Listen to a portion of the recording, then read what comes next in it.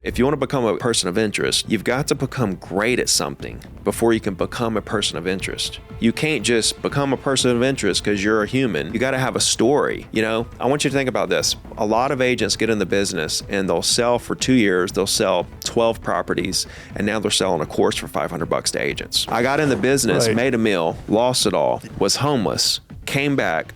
Took me 6 years to get to 100 deals a year. I was there for 3 years. Yep. And on that year, which was 15 years into my career, I started trying to teach people stuff. And maybe I waited too long, whatever. Yeah. But the point of the matter is that Ricky Carruth is a self-made real estate entrepreneur, coach, and content creator who built his career from the ground up. Today, he's the founder of the Zero to Diamond movement, where he helps real estate agents around the world grow their business by focusing on relationships, consistency, and long-term success. Welcome to Take the Power Back. Today, my special guest, Ricky Carruth. I'm in the house. You're in the house. Let's go. That's exciting. You know, I've only known Ricky a little bit of time. I was introduced by Coach Burt. Why don't you give us a little background about Ricky and what you do today? Yeah, it's a loaded question. It is. To be honest with you. No, I'm happy to be here. So I got in real estate. I was a real estate agent for 20 years. And before that, I roofed houses with my dad. So that was really where it all started, to be honest with you. That's real work. Yeah, I tell everybody, I'm like, everyone should roof houses for a year of your life. Should be mandatory when you're growing up, you know. And anybody that wants to get into real estate or get into sales, they should go serve tables for about a year or so. Yep. I served tables for a while. I did a bunch of different jobs, but the serving tables was something that really helped me build people skills, you know, because you're serving them. You know, and it's so correlated to the actual sales process when you think about it, because when you go up to the table, right, most salespeople, they're trying to get people to do things. Yeah. You know, they're trying to convince them. And really the name of the game is just help them do what they already want to do. Really good perspective. What's that? Really good perspective, right? Yeah. You're not trying to push anything. You're basically, they want to do something. You have to completely remove yourself from the possibility of making money or closing a deal. But when you're serving tables, you know, you walk up and you're like, what would you like to drink? What would you like to eat? Yep. And you don't walk up and say, you're going to have sweet tea and also you're going to have the hamburger. Right. That's what you're going to have. Doesn't I don't work care that what way. you want. Yeah. Right. This is what you're going to have. Right. That's what salespeople come across as, you know, as opposed to what would you like? And that's how sales actually works. That's the mark of a great salesperson. And so I did that for a while, and I really enjoyed like understanding people and what their needs are and what makes them tick and making them laugh and, you know, getting them what they needed when they needed to have it. Was this right out of college or is this in college? Yeah, basically in college. So okay. I went to 4 different colleges in 2 years. Okay. I had a football super senior. I just breezed right through. Right. I had a football scholarship to a college in Missouri, which was like 20 hour drive, and I was 18. So it was a little far for me, driving all that way. So I went there for a semester. I came back. I went to a community college before I went to University of Alabama, failed a history class, and I was like, I'm done. I don't want to do this anymore. Yeah, I went through high school, literally head down sleeping, and I retained all the information, half asleep, and made all A's and B's in high school. Well, that doesn't work in college. They actually expect you to do some work and listen, and it's a little bit of a higher level. But I went to a little community college in Tuscaloosa and got my real estate license. Okay. Because, mom wanted me to be a lawyer, or dad wanted me, one of them wanted me to be a doctor, one of them to be a lawyer. And, I was like, I'm not going to go to college for 10 years. Like I could literally, see, we're talking about like, I like to figure out how I can hack life and fold time, right? And get results way faster. A perfect example, getting your real estate license is one class. Right. Not even a whole semester. It's like just one class. And I have the same opportunities as people that went to school for 10 years. Well, and that's a really good point, right? Because when you think about that, there were real estate people, yourself included, who make millions of dollars a year because of one class, as opposed to taking 10 years of class where there's a bunch of lawyers who make 50 grand a year. It really doesn't have anything to do with your degree as much as it has to do with your hustle and your desire to be the best. Now, the downside is that a lot of agents fail. Right? Why is that? Because the barrier of entry is so low. So anybody can flood in. Right. Right? And it's not that tough of a test. Really easy to become an agent, really hard to succeed as an agent. Okay, so I want you Let's to just take agent out of that in life, right? It's really easy to get a degree, relatively speaking, but it's really hard to succeed even though you have that degree because when the day is done, you still have to hustle, right? Well, the good thing is with being an agent, it's a lot lower risk than taking 4 years and $100,000 in debt, right? Amen. But think about this stat. Right now, as we sit here, 71% of real estate agents, licensed real estate agents, have 0 listings, right? And did 0 deals last year. 71%, okay? Back in 2016, 82% had at least 2 listings. Okay, so you think about that dynamic. Why did that change so much? It didn't change so much. It changed gradually. Okay. Right? It wasn't like boom. It's been a gradual thing. And guess what's going to happen? It's going to get worse and worse and worse. It's not going to get better. AI is multiplying the time frame of this, gap between agents that crush it, that make so much money, and the ones who literally make 0. One of my big theses right now is that real estate agents are going to make more money, a lot more money over the next 10 years than they've ever made in history, but only the top 10% or so. Because they're going to take all the market share. Well, there's a lot of reasons. That's part of it, right? The first reason is we're going to have a lot more transactions over the next decade than we've ever seen. Just sheer population growth. We have more inventory. There's more homes in America than has ever been, that has ever existed. Built. The pent-up demand. We have the 30-something-year-olds that the Gen Zers that we have more 30-something-year-olds right now than we've had since the baby boomers by a long shot, right? And this is their prime first-time buying years, right? So we have that, and they've been kind of sitting on the sidelines because of the unaffordability. You've got sellers that are sitting on lower rates who want to get their next home, but they haven't been able to because of the lower rates. And so all this pent-up demand, more inventory out there, like the dam is going to burst. Like we're going to see over the next decade, we're going to see this transactional increase. We're also going to see higher home prices, right? Home prices, we just hit our 31st consecutive month of year-over-year positive home prices. 31. Is that a record? That's a record? No, it's not a record. Okay, it's not a record. It's a ton. It's big. But it may be a record for a moment in time where transactions were at 30-year lows. Right. We're in a housing recessionary period. For the last 3 years, we had around 4 million existing home sales. That's what it was in 2008. Okay, so we're down as low as we were in the mid-90s with transactions. We have the highest population we've ever had with the highest amount of existing homes that we've ever had. So, to be in a market with so few transactions, with everyone calling for the market, price is going to crash. Like you see it, everybody sees it, right? Yeah. You see articles saying it's going to be 2008 all over again. You see people on YouTube saying home prices are going to crash 30, 40, 50%, right? They've been saying it for 3 or 4 years. Yeah, a broken clock is right twice a decade, right? Or twice a day. Eventually they may be right, but it's not anytime soon. No. With this, it's once every 100 years. Right. The only time prices have ever went down was 2008. Right. Right? Even back in the 70s. They didn't go down. Now there are markets, right? I'm talking national numbers, right? Are there markets that drop 20% here and there? Yeah. I mean, Austin was down real close to 20% over the last couple of years price-wise, right? There are markets that are down. I'm not saying that. I'm talking about national numbers, which is what the doomers were talking about. National number, national home prices. Here we are, 31 months of positive home over home. So what I'm saying is that over the next decade, that's going to continue, right? So we're going to have more transactions at higher price points, which means more money. But what's really interesting is commission rates haven't changed since I got in the business in 2002. No, I was getting 2.5% to 3%. Yeah. And what do they get now? 2.5% to 3%. Yeah. How much of it is market driven?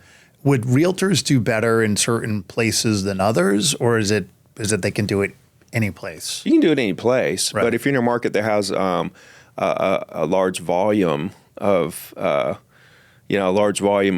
properties selling, like New York. I mean, you like in my market, for example, there might be like one $10 million home there. Like, and it's, you know, there might be one that exists, not like on the market or that sell every year, like that exists, period. Right. Yeah. There's not a lot of it. Yeah. Like, you know, to sell something for like 3 million would be like, wow, like that's like luxury.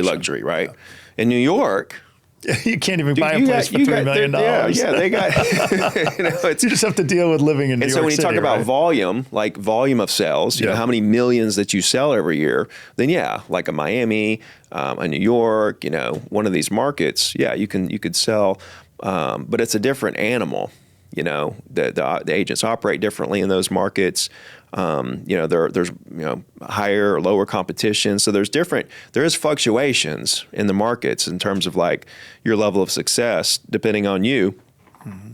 But the cool thing is like the principles of business work across the board. Always. Right? It works across the board. And so if you can take the principles of the business, you can go in and apply those principles in whatever way the market needs you to apply those principles to make it work. You know, so I could go into any market and go in there and crush it because of the level of skills that I have as an agent. Mm-hmm. How would you define your success in That's a good question. Role today? That's a good question. Never really thought about it. Back in 2017, that was the first year I made $1 million as an agent. Yeah. Right. So I get in the business in 2002. I made $1 million before I'm 23. I lose it all in the crash.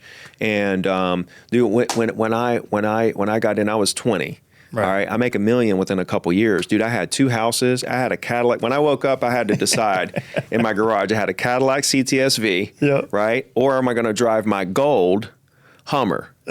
Gold colored Hummer. Yeah, you were coming down the road. Everybody saw you coming. And I'm like, I'm gonna ride in the office, and you feel like you're riding on a cloud. Amazing. Yeah, and that's how I felt. I felt like I was on top of the world. Yeah. And like, this is how it's done. I went from roofing houses and watching my dad struggle, you know, roofing houses to like, now I'm riding a Hummer around town selling condos. Yeah, this is amazing. Yeah, it was amazing. And but little did I realize that, you know, how the game actually works. And when the house of cards came down crumbling, it crushed me, and so I lost everything. Yeah, and that's because of the houses and everything and the debt. No, not really that. It was more so 2 things. One, I was flipping homes on interest-only loans. Right? No doc. You didn't have to prove your income. They just gave you whatever money you wanted. So I was flipping. So I got caught with a bunch of debt flipping. Right, market turn. I had a bunch of debt in homes. The cars didn't help, but it was more so the properties I was flipping, right? So that was one reason. The second reason is I didn't understand how to sell real estate in a recessionary, in a housing recession, right? And it's so easy to sell. Tell me more. It's ridiculous. Well, like let's take 2008 for example. Okay, homes were 50% off. Yeah. Homes were 50% off. Just going to find the investors, which were everywhere. Everywhere. I mean, when I got back in the game, so I got out of the game because I just was like, I didn't know how to sell, right? And I'll tell you when the reason was. Up to that point, my focus was closing deals, transactions, and it was transactions over relationships. Okay. And somebody gave me their beat up Ford Contour, right? It was beat up. Like I had to get in the passenger side because I couldn't, it got sideswiped, right? I had a boombox in the back of the seat, in the back seat, right? So I could listen to music, right? I'm like changing like what's going on. And then I had to ride the brake pedal just a little bit to get the brake lights to come on when I passed the cop at night because the running lights didn't work. We've all had the hoopties. Yeah, it was a true hoopty. That is a hoopty and a half. But it was my hoopty, and it was my house. I was sleeping in that car at Walmart parking lot. Oh, yeah. So you were homeless, basically. Yeah, no, I was. Wow. And people are like, well, why didn't you go to your mom or dad's? Well, mom lost everything. She lost her condo and her business. A hurricane hit, where we are, and she lost her shop. Her condo was demolished. She just let it foreclose, and she moved up to Nashville with a friend. And then my dad, he lost his house, and he was living in an RV. I have nowhere to go. Yeah, you're not going to live in the RV. So I'm sleeping in that car, and like I had friends that lived in apartments. I would drive and sneak in there the parking lot of the apartment, and I would just sleep. I remember like a couple of times, like my friends like knocking on the window, like, "What are you doing out here, bro? Come in. Come on in. You take a shower." But I remember it was real late December 2007, real close to Christmas. I had a brown. It was a brown like dirty blanket that I was covered up with in the back of that seat, and I was reading a book. I became this avid reader during that time because I never really read that much up to that point. But when I lost everything, I was like, why did I'm the most honest, hardworking, dependable person I know. How did this happen to me? Mm-hmm. Like, I had it all, and now I'm sleeping in a car in a Walmart parking lot. So I was just reading. I read about 100 books in about a year and a half. But I remember I was reading The Slight Edge by Jeff Olson. I remember this moment real vividly. I looked at my phone. It was 1:58 in the morning. It was close to Christmas. It wasn't quite Christmas. And everything hit me like a ton of bricks. I was like, I realized everything about why I failed and everything I needed to know to become the number one agent in my market. And in that moment, even though I was homeless sleeping in a car, in that moment, I was already, in that exact moment, I was already the number one agent. Like, in my mind, like, started in your head. I was already there. Yeah, started in your head. I was already there. I was already there. Like, I was like, there was no way I'm not going to be. Like, this is foolproof, what I'm figuring out here. Yeah.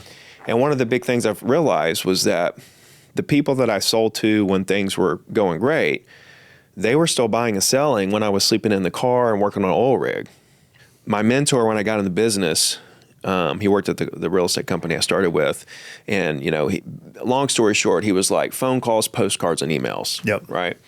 And later I lost everything. And then, I was paying attention to the market. And I realized that dude was still selling like 30, 40 properties in the worst market ever. Right. Everybody had quit real estate. Like, nobody was selling anything. This dude's selling 30 or 40 condos on the beach. Right. So I called him. Buying them. I called him and I was like, dude, what are you doing? He's like, come over to the house. I'll show you all the secrets or whatever. I go over there. Long story short, he's like, phone calls, postcards, and emails. That's it. It was the same strategy. He just was like, adjust your messaging. Everything's half off. Yeah, this is it. This is the bottom of the market. So I started mass, emailing and mass marketing, just everybody in the Southeast who might come to my area. And I started selling properties. Right? Because what changed, because you had made phone calls before, right? But what changed was your skill. So you learned something as part of the skill because you changed your messaging. Here's what happened. You adapted to it. Well, that was just the marketing messaging, right? Here's what actually happened. Properties were appreciating so fast. Mm-hmm. I could call 10 people and say, would you like to make $100,000 a day or $200,000 a day? Yeah. Nope. Okay. Would you like to make $200,000? Yep. Out of 10 people, I'd find somebody that wanted to sell and make $200,000-300,000, right? I'd list it, sell it in a day, close on it. They rode off into the sunset. They weren't going to rebuy into this market that they felt was overinflated. They bought the thing for $300 less. They're not fixing to buy something they took their money and ran. Yeah. They never talked to me again. I didn't care because I could just make 10 more phone calls. Right. I could just make 10 more phone calls and make another $30,000. So I just kept doing that. And I never had a sense of, I need to create relationships with these people, right? That I was brought into that market. That's how I thought it was done. Like, no need to really build relationships. I don't have to. And I was so young at the time, I didn't, I was just like, look at this. I can just do this and just make money. And that was what I mean. I couldn't sell when it crashed because I had no relationships to fall back on. You didn't have people that were always going to be buying something or selling exactly. something. And when I realized those same people were buying and selling when I was on the oil rig, that's when it hit me. I was like, it's about people. It is. Over the properties. Yep. So then I was like, okay. My job is not to sell homes. My job is to help people do whatever it is that they already want to do. Yeah. How do you balance that out with the relationship with people? Or is it just knowing the right person to apply that kind of strategy to? So volume solves all those problems, right? Okay. So for a real estate agent, the name of the game is how many conversations per minute you're having with potential buyers and sellers. Per minute? Per minute, right? So like if I'm talking to... if I talk to, 10 people a day, right? Like, whatever the case may be, like I'm looking at conversations I'm having with the exact people I want to do business with. Yep. So like you may be a wishy-washy investor. Okay. Well, that, like you're literally one out of like 500 people I'm working with here. Right. Like, so going to the next person. Yeah. Like I know what my conversion rate is, right? Everybody has a conversion rate. Right. So, no matter what kind of sales industry you're in, right? Everybody has a conversion rate for whatever it is you're trying to sell. Once you know what your conversion rate is, now when you walk into whatever appointment or sales call or prospect or whatever you're talking to, you it doesn't matter if this person buys or sells with you or buys your product or whatever. It doesn't matter. Right. Because you know that, okay, let's say it's 50-50, 50% are going to buy, 50% aren't. I don't care if you're a yes or a no. Right. You just want to I'm not looking for yeses. No. I'm just looking for decisions. I want you to know everything. I want to understand what your situation is. Right. Okay, here's what it looks like for me to help you. Here's the next step, yes or no. Right. I don't really care what it is. Is there a funnel part of that says, don't waste your time? I say this to salespeople that work for us. Don't chase people that are never going to get caught. Right. So, well, there's a fine line, because what I realized a long time ago is that the more time I waste on people, the more money I made. Really? Oh, yeah. So I used to show property to people who weren't qualified, who weren't ready, who, I didn't care if you want to see a piece of property. Eventually they became qualified. Yes. Eventually they bought millions of dollars worth of properties from me. Gotcha. Right? Now, it depends on what stage of your career you're in, right? If you're in the beginning stages, you do everything. Right. Right. But then once you've got momentum and you're building and you've got a brand and you've got clientele and you've got a book of business, then you become a little more selective. Yep. Right. And then when you reach that next phase where literally you don't have to prospect at all, everybody comes to you because of past clients referrals and referrals of referrals, then you can just pick and choose what you want to do. Right. Right. So if I'm at phase 2 or 3, I might not show property, or I might not deal with someone who I feel like isn't qualified because I have so many qualified people. Yeah. But if I'm in phase 1 and I'm just starting out, or if I'm still trying to build my book of business, I'm still trying to learn the business, I'm going to show everything to everybody. I'm going to spend as much time as I can with as many people as I can just so I can learn. Build the relationships and learn. Yeah, because those people will do something later. Yeah. The phase 2 and 3 salesperson who turns that business down, you're turning future business down by not spending time with that person. But the point of the matter is, you can afford you don't need that business later. Right. The new person does need that future business. They do need to build their book of business, so they need to spend time. So it depends on what stage of your career you're actually in. I wouldn't say that it's, here's the cookie cutter answer to how you should spend time with clients. It depends on where you are in your career. So talk about your transition, right? Because the conversation we had on the way over here is fascinating to me, because this is all new to me, right? You have, on a slow month, you have 2 million people who view your content. Yeah. On a big month, what's your biggest month? So I had about 11 million one month. Two months in a row, I had about 11 million views. 11 million views. Yeah, across all the platforms. So to me, that's just mind-blowing, right? Because that you are a person of interest. I told some people I'm interviewing Ricky Carruth that are in the real estate business. They're like, holy shit, can I come meet him? Like, you're like famous when it comes to all of the stuff. And it's really cool for me because I'm an introverted kind of person. I was going to say, and I watch your content and I'm like, that's not the guy that I talked to on the phone. He's like quiet. Yeah. Yeah. So it's really cool because when I go to events and stuff, everybody comes up to me. They want to tell me this and that. They want to give me opportunities and stuff. And none of that would happen if I didn't create social and didn't build a brand.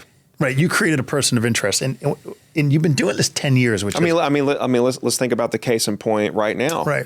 I'm staying in a really nice condo right now, right. And it's not costing me anything. No. And the whole reason is because I have this brand. Yeah. Like when you build a brand, right, that it's something that just never quits giving. Right.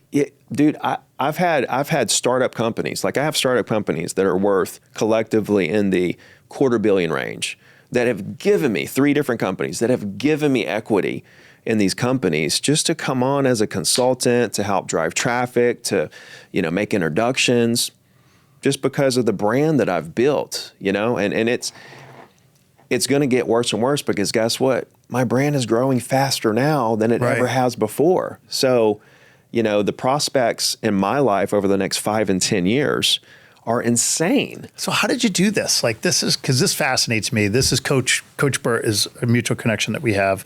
He talks about person of interest, and you're a person of interest, right?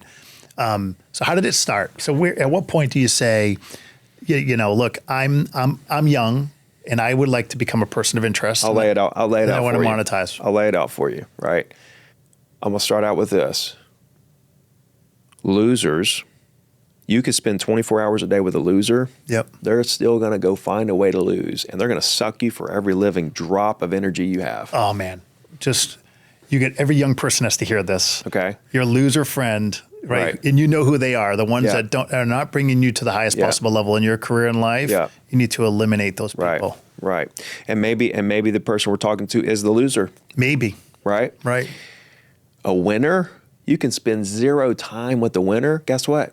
They still going to go win. They're going to go win. They're going to go figure it out. Right. Okay. So like when I'm coaching agents, I tell them, I'm like, if I can't help you become the person who can do the thing, there's no need of me telling you how to do the stuff. If I can't help you become the person who can do the stuff. Right. If I can help you become the person that can do the stuff, then I don't even really need to teach you the tactics because you're going to go figure it out. Right. So the winners are going to go win. Like I knew that I was eventually going to be something. Right. And so I just think people like know they're going to do something or not. What if people don't think they're worthy of it? Because I find this with young people, not even young people, just people in general. But they are. They are worth it. Right? See, that's their perspective. Right. Right. And they're just allowing, they're projecting their past on their future and thinking it's the present. Oh, jeez, right? That's powerful. And they've been programmed poorly, and they just have to realize, like, we're all an image of God.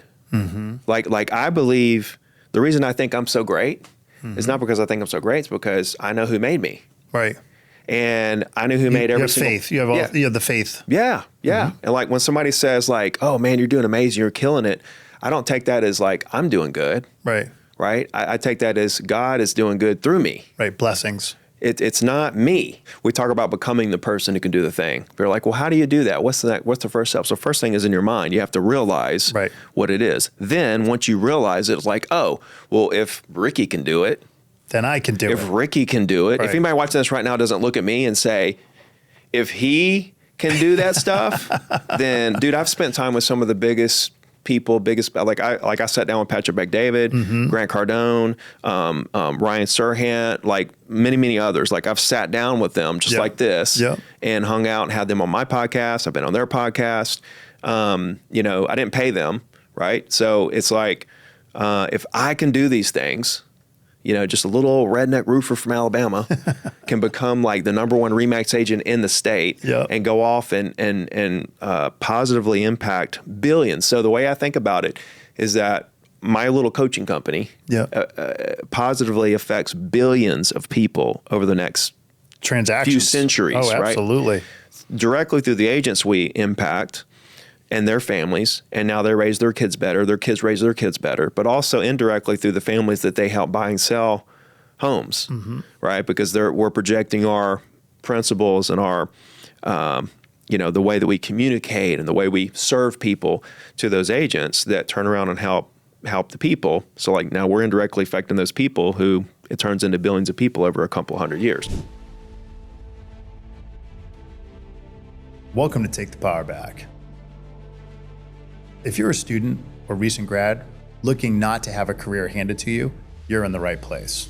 The first and really valuable section inside Take the Power Back by joining the movement is really the inspiration that you get by watching the podcasts of young, successful entrepreneurs that have bet on themselves, that had opportunities in order to be able to take jobs with benefits or $50,000 a year salaries. But what they did is they said, I'm going to pursue something bigger in my life. Entrepreneurship, leadership development, sales, marketing, real estate. And with the amount of inspiration that you can get by actually watching other people that have had success, start to give you a vision for yourself for you to be able to achieve greater things in your life. Let's dive into it. Where I was going with that, when I was saying like winners win, losers lose and all that stuff, and people know if they're winners or whatever, where I was going with that is that I think that like the winners, like if you want to win, you got to get into sales of some sort, right? So doesn't matter what it is. Doesn't matter what it is. Doesn't matter what it is. Get into sales and learn the game of sales. And if you want to become a person of interest, you've got to become great at something before you can become a person of interest. You can't just become a person of interest because you're a human. Right. You gotta have a story.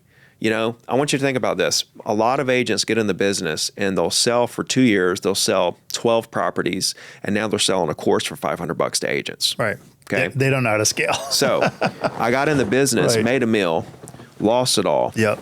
Was homeless, came back, took me 6 years to get to 100 deals a year. I was there for 3 years. Yep. And on that year, which was 15 years into my career, I started trying to teach people stuff. Right. Right. So you were a master at that point. Master. You'd already mastered it. Master. And maybe I waited too long, whatever. Yeah. But the point of the matter is that you got to become somebody who you got to become a person of interest in yourself. Like you got to be like, wow, I would follow me. Yeah. Right. Based on all this. And so that's the first thing is like, pick a career. Prove it first. Pick a career and go dominate it for like 3 to 5 years or 10 years. Like really like crush it, you know, and document your process on social and it'll allow your following to go ahead and start building as you're developing. You know, it's interesting that you say that because you were the top of your game, right? But your game was your plateau because you've scaled that to a different level. Right? Because you said to me earlier, like, all right, I figured I'd make $1 million a year, but it was hard. It's hard work to go from $1 million to $2 million to $3 million to $4 million a year. Right? So where is that drive? Like, where did that pivot come from for you to go, okay, I'm going to go from being real estate agent to giving all this stuff away and then to having the faith that would just, that would take you to another level? Yeah. Well, it came from not wanting to be a real estate agent anymore. Okay. Part of it was I got bored because I like made it. Yeah. I was literally at the top. Outside of me building like a national team or a national brokerage or moving to like a New York or Miami and dominating one of those markets, there wasn't anything else I could really do. It's to like, you know, accomplish more in that space. See, you know, you're bound geographically as an agent, right? And so I built this massive local brand. Correct. Right. This local brand. And I was like, you know, and one thing you realize too, when you make $1 million in a year, you realize it's not that much money. Right. Like you're not going to retire off of $1 million minus living expenses and taxes. Right.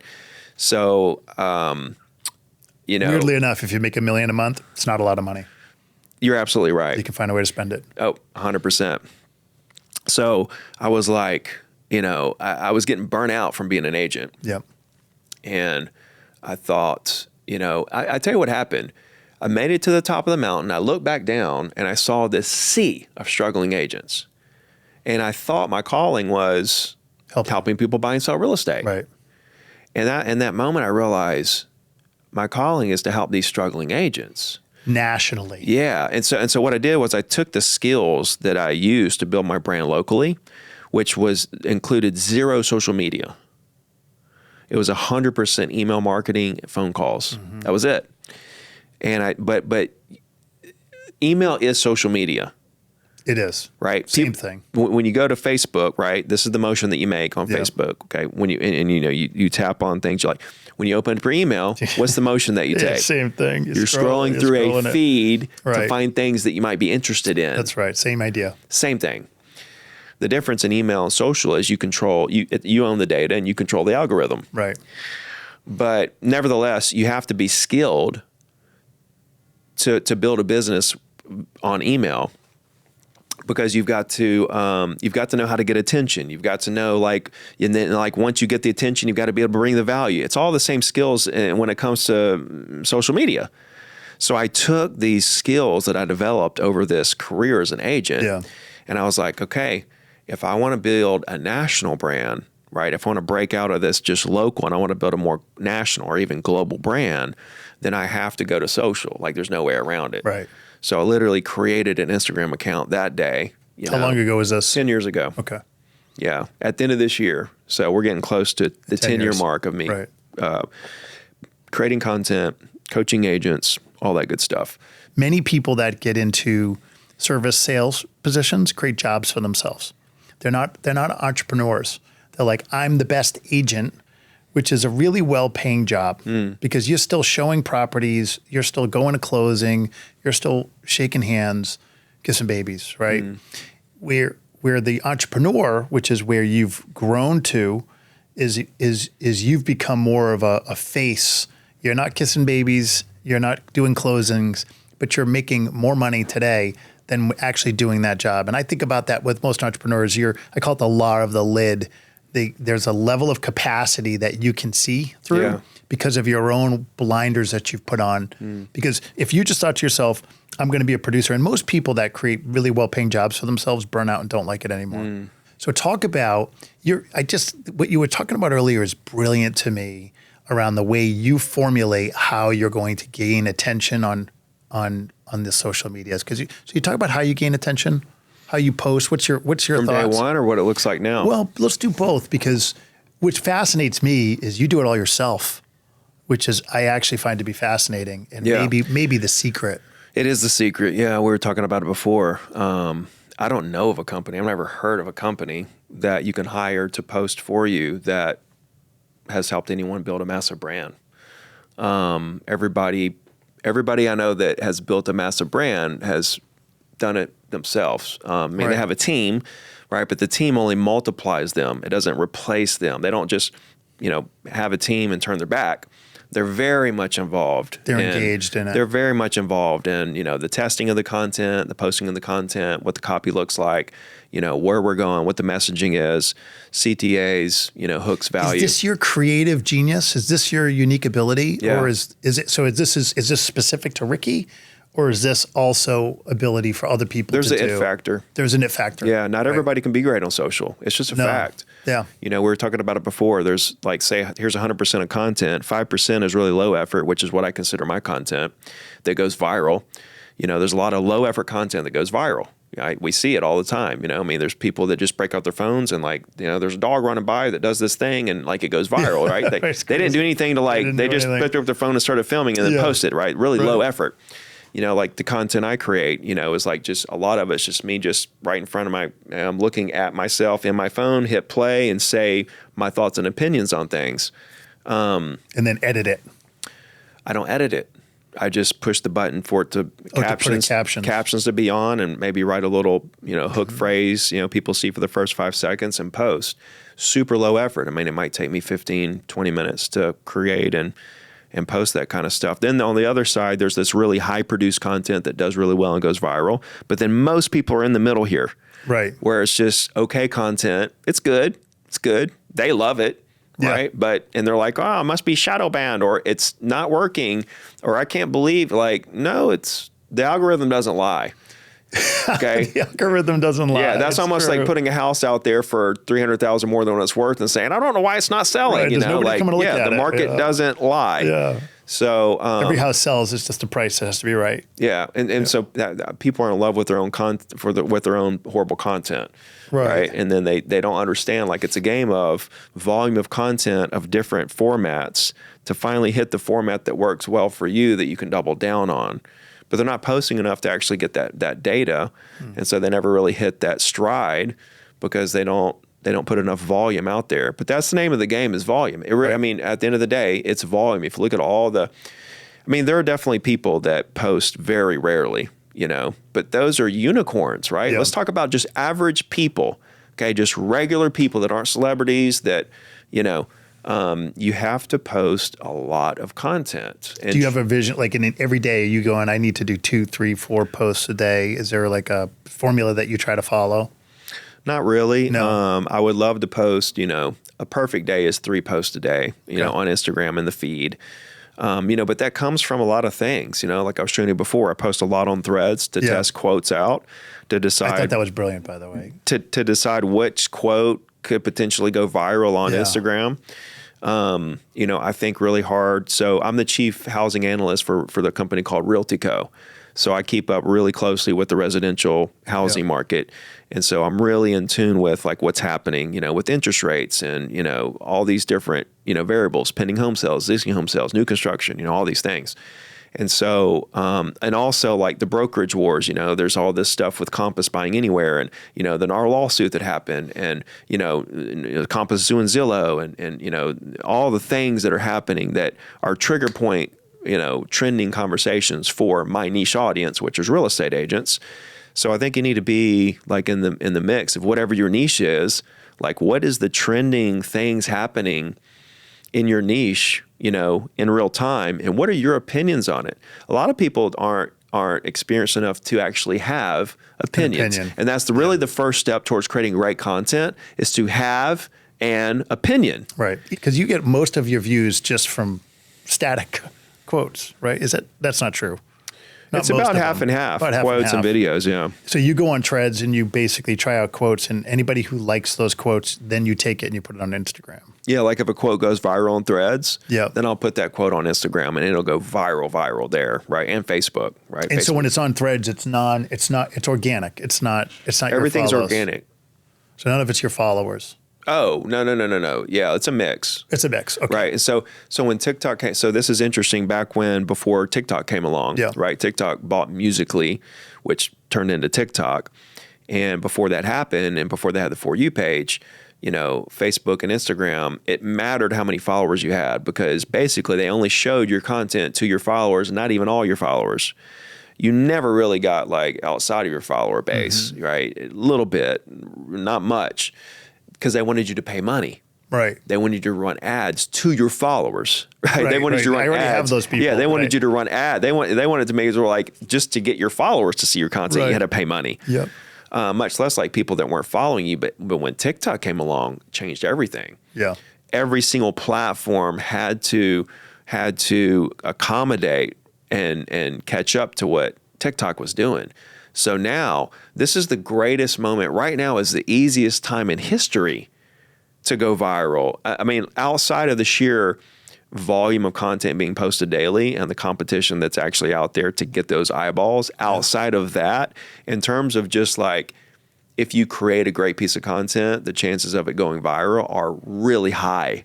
Because the algorithms just are constantly shoving that in front of people, regardless of their followers. That do not follow you, right? And so, like, if you look like any of my content, if you look at the analytics, you'll see about 50% of the people that watch my content are followers, and the other 50% are not. Yeah. So I'll probably get an average of 100,000 views a video.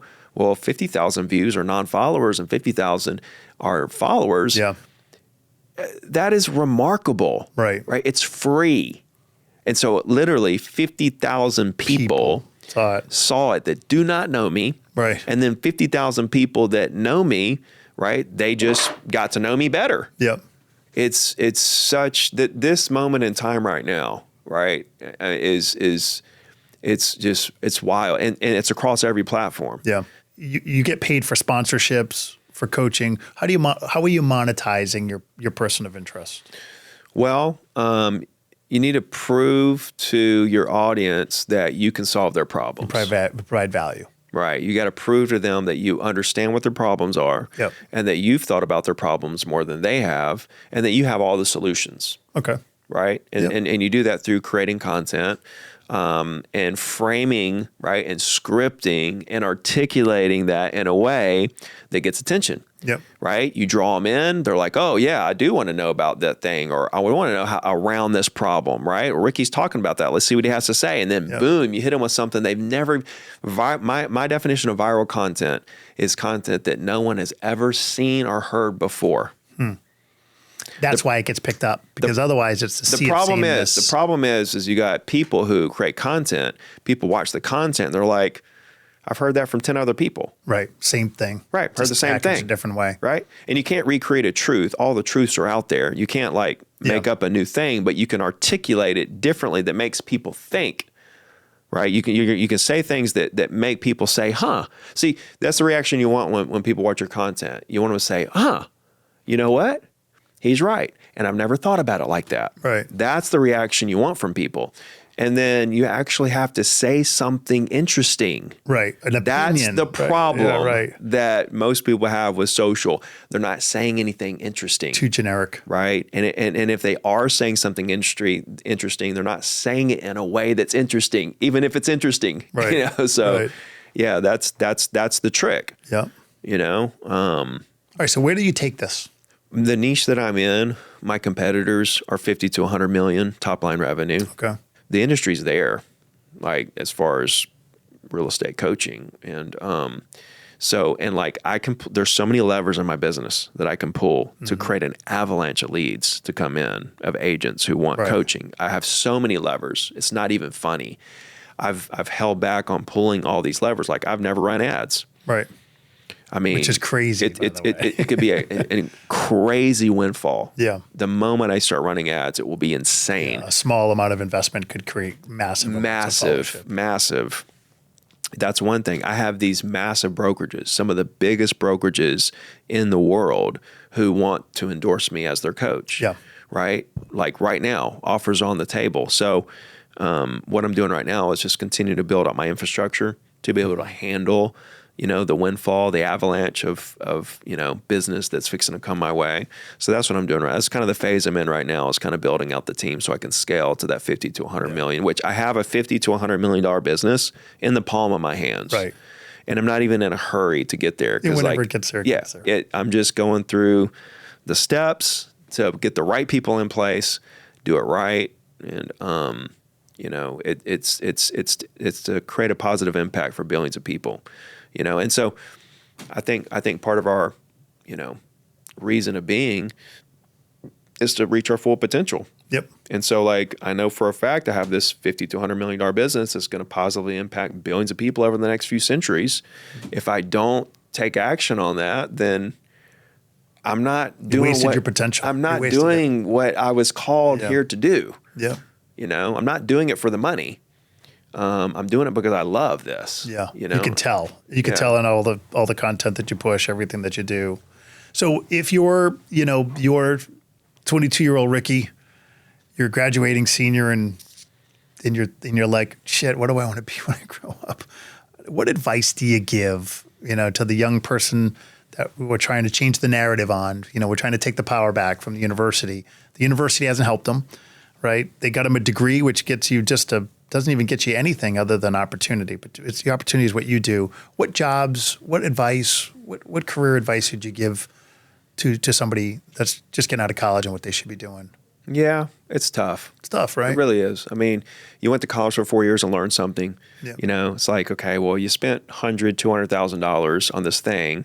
So you kind of feel like you're pigeonholed into, well, I have to do something in that niche because I just spent all this time, money, and energy to learn this thing. Mom and Dad told me I needed to. Yeah. I spent all this time and energy on this thing.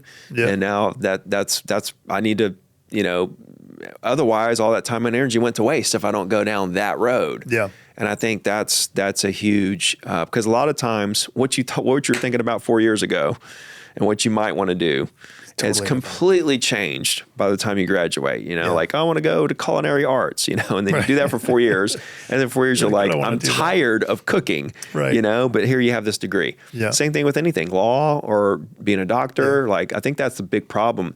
I saw that even the short time I was at college. I was like, I don't even know if this is what I'm going to want to do. And actually, like in 4 years, when I get to the point where now I have a job, I felt like I was, committing to something at a time in my life where I was just so confused. I was so in a place where it's like, there's no way I can commit to anything right now. Right. And actually, I'm so lost. Yeah. I think that's one of the biggest problems of college is you're hitting people at the time of their life when they're so lost of what they actually want to do. And you're forcing them into an avenue where they literally feel like they have to commit.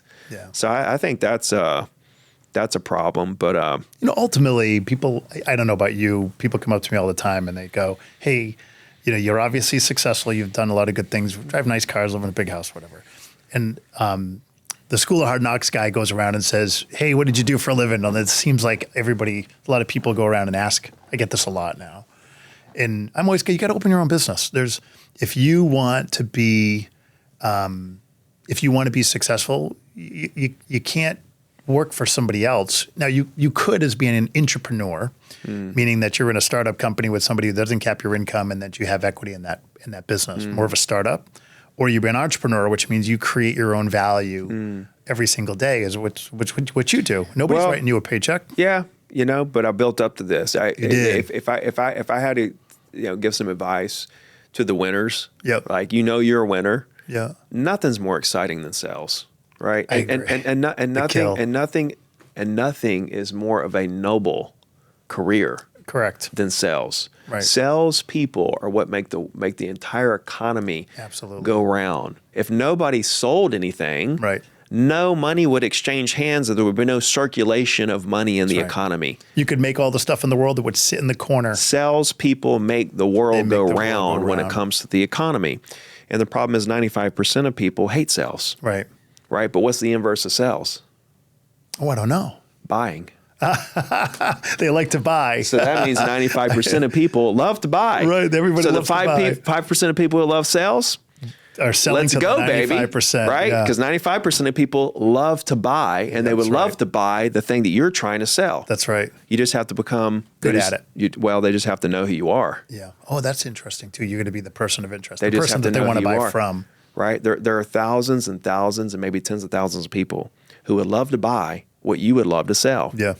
They just don't know who you are. Got to find them. They just don't know who you are. Well, Ricky, this has been amazing. I don't know. Nico's over here. He's laughing as we're talking and learning a lot. Congratulations on what you built, man. It's very impressive. As a guy who's trying to become a person of interest in a different way, right? You know, I think learning and seeing the way you think and operate is brilliant. And I think as a person, inspirational, gone from not really college, you know, finishing. I don't know if you did finish. I dropped out. You dropped out. So yeah. I did too as well. Living in your car to becoming $1 million agent, and then now to this really mega, you know, superstar in that business is really impressive, dude. Yeah. So yeah. Well, you're an inspiration as well, man. Thanks, man. Yeah. Congrats. Yeah. It's pretty cool what you you've built.